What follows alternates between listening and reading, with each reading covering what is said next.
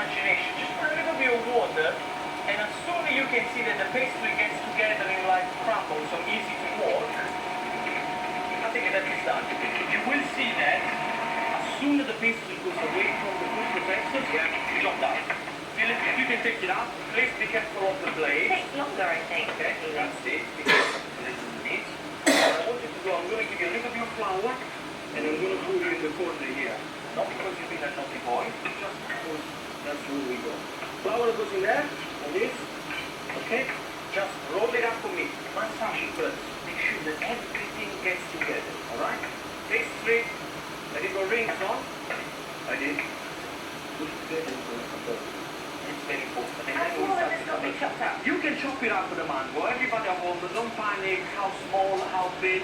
Chop it up, smaller, it's fine. Roughly chopped is It's not very even. It's fine, don't worry about it, goes to the back, it's fine. Lemon, make sure you squeeze the lemon nice and fresh. The other thing as well, if you come from